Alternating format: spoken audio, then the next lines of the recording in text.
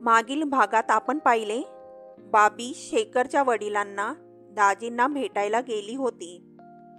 शरद विचार करीत होता, ह्या बाबीची काहीतरी भानगड आहे, कळत नाही आणि कुठं तावडीतही सापडत नाही.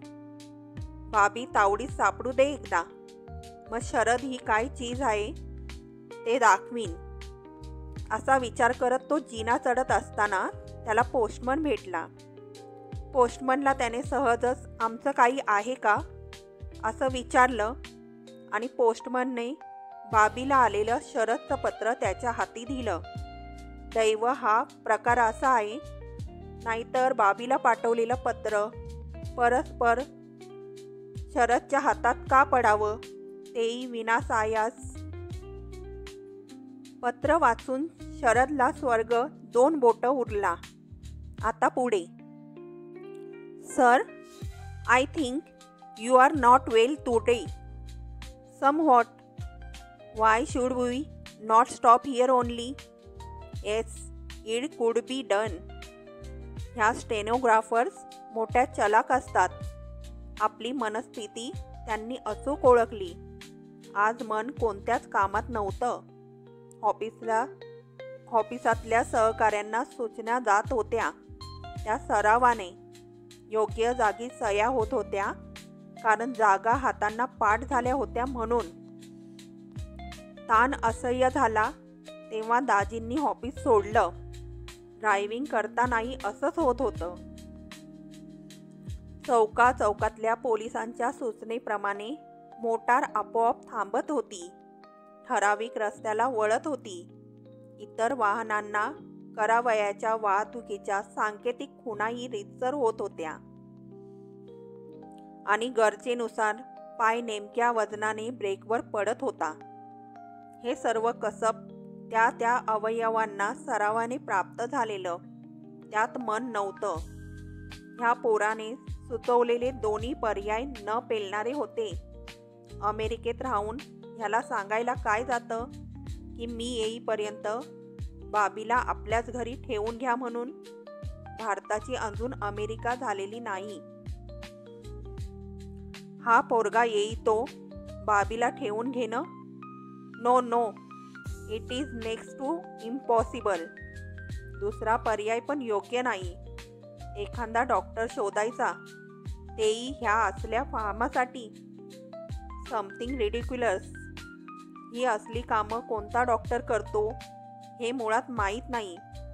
ओळखीचे डॉक्टर म्हणजे कुलाब्याचे साठे, पण त्यांना तरी सांगायचं काय?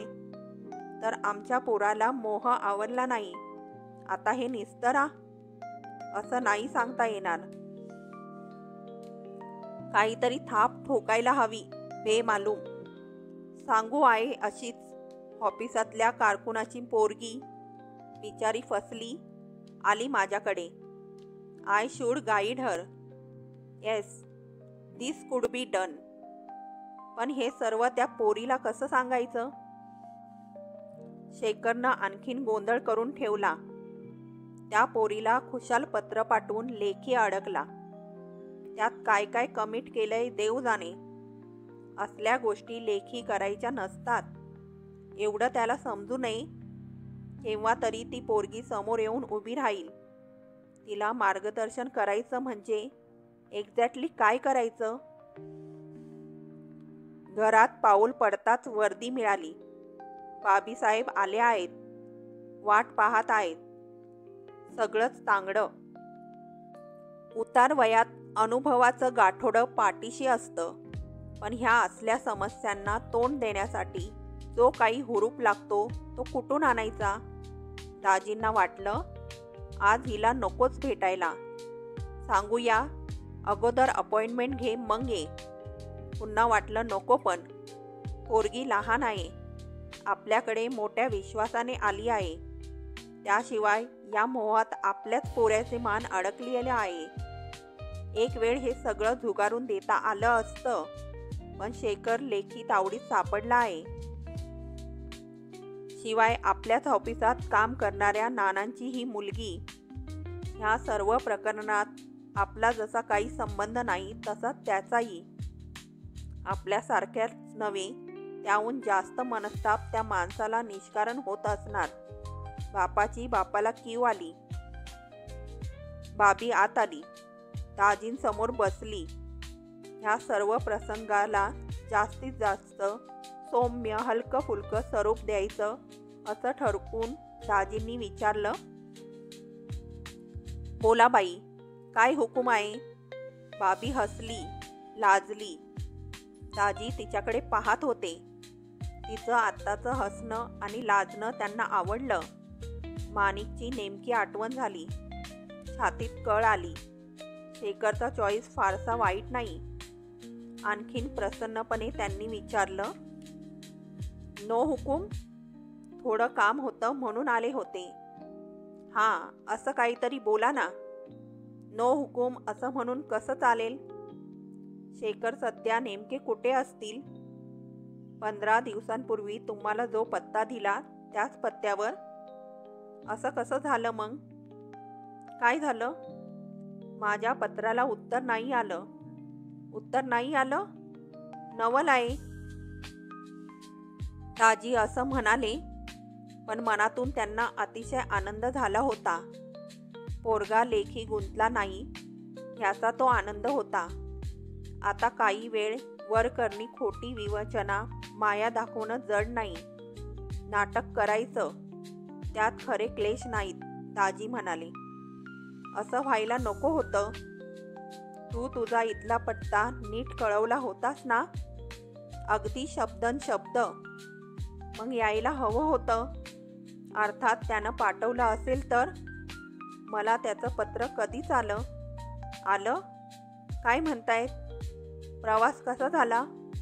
प्रकृती? होय होय. एका वेळी एक प्रश्न तरी विचार. चुकले मी? नो नो, चुकले वगैरे म्हणू नकोस. It is natural. ते ठीक आहेत ना? एकदम. काय काय लिहिलंय? सगळंच. दिल्ली सोडताना किती लोकांना पैसे चारले त्याचाही हिशोब दिला आहे. पैसे चारले का? पासपोर्ट होता जयंतच्या नावानं. 24 तासात 100 लोकांना भेटला, इन्क्लुडिंग मिनिस्टर. फार हाल केले आपल्या लोकांनी पैशासाठी. कैद्याप्रमाणे वागवतात हे अधिकारी. पद पाहत नाही, डिग्री बघत नाही, कुलशील नावलौकिक घरानं काही पाहत नाहीत. बघतात फक्त पैसा. दाजी चिडून बोलायला लागले. लाच खाणाऱ्या माणसांबद्दल त्यांचा संताप असा कधीही उफाळून येतो हे जे आणि कंपनीतल्या प्रत्येक माणसाला माहीत होतं. हात जरा सैल सोडतात. शेखर पासपोर्ट मिळवून जाऊ शकला. ह्यात शेखरचं कौतुक करायला हवं. पण माणसांनी असं का वागावं हा प्रश्न होताच. दाजींचा मध्येच जरा तोल गेला हे बाबीने ओळखलं. तिला त्यांचा हा वीक पॉइंट माहीत नव्हता. ती त्यांच्याकडे पाहत राहिली. दाजींनाही काय घडलं याची कल्पना आली. त्यांनी स्वतःला सावरलं. इकडे परत येण्याबाबत काही कळलं का? कळवलंय ना. 2-2.5 महिन्यांनी तो यावा. 2-2.5 महिने? If he stick to schedule. प्रश्न विचारताना बाबीचा चेहरा पांढरा फटक का पडला हे दाजींनी जाणलं. शेखर परत येईल तेव्हा कदाचित हिला 4था किंवा 5वा महिना लागलेला असेल. शेखर म्हणतो, हिला तोपर्यंत आपल्याच घरी ठेवा. म्हणजे शेखर येणार तेव्हा साहजिकच ही एअरपोर्टवर येणार. 4थ्या-5व्या महिन्यात बेडप दिसेल. काही बायकांचं पोट फार दिसतं, काहींचं मात्र दिसत नाही.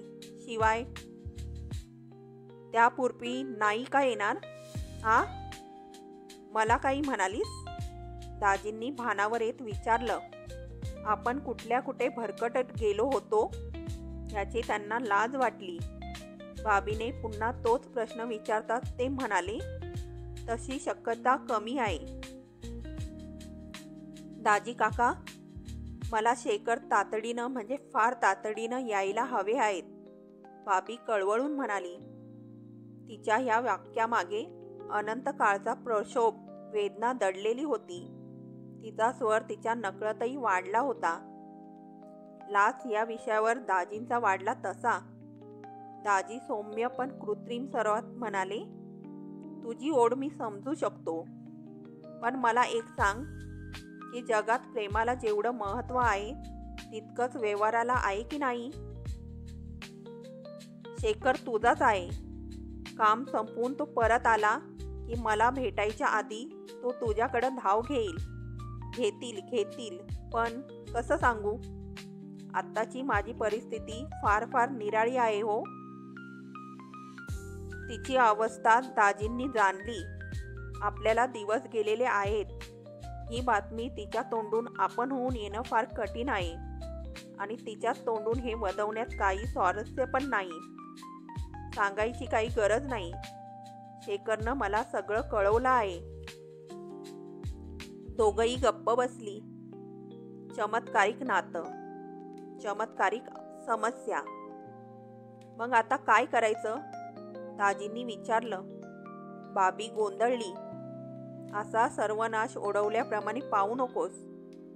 असं घरी आईला सांगणं सोपं होतं. शेखर आपल्याजवळ आहे याचा तेव्हा आधार होता. आपण सही सलामत सुटणार आहोत असा आत्मविश्वास होता. आता परिस्थिती बदलली होती. डोक्यात नुसता गोंधळ उडाला होता, तरी ती ताठ होती. आपलं आणि शेखरचं यात काही चुकलं आहे हे ती मानायला तयार नव्हती. गोंधळणं निराळं, अपराधी ठरणं निराळं. पहिल्या अवस्थेत आधार मिळताच ती अवस्था उरत नाही. दुसऱ्या बाबतीत मार्ग सापडूनही अपराध्याची जाणीव नष्ट होत नाही. आत्ता उडाला होता गोंधळ. हवं होतं मार्गदर्शन. काय करायचं बोला? दाजी पुन्हा म्हणाले. आपणच सांगा. तुम्ही काहीतरी मार्ग सुचवाल म्हणून मी आले. घरी कुणाकुणाला समजलंय? फक्त आईला. वडिलांना कल्पना आहे की नाही? नाही. त्यांच्यापासून लपवलं. तसं आईपासून पण लपवायचं होतं. चूक घडली म्हणून? मुळीच नाही. चूक क्षम्य असते, प्रतारणा क्षम्य नसते. वा, वाक्य चांगलं आहे. असं जर कुणी वागायला लागलं तर असले प्रॉब्लेमच निर्माण व्हायचे नाहीत जगात. आम्ही काही प्रतारणा केली आहे असं आम्हाला वाटत नाही. त्या तपशिलात आपण सध्या जायला नको का? मी जर एकच प्रश्न विचारला तर तुला गप्प बसावं लागेल म्हणून. आपण विचारू शकता. इंटरव्ह्यूला जावं तशी सगळ्या प्रश्नांची तयारी ठेवली आहेस तर. आपला थोडा गैरसमज झालाय. कसा? इंटरव्ह्यूला जाणारा उमेदवार साहेबाला जिंकण्याच्या उद्देशानं आलेला असतो. त्यात नोकरीची अपेक्षा असते. मी मात्र आपल्याला जिंकायचं म्हणून आलेली नाही. मला मार्गदर्शन हवंय.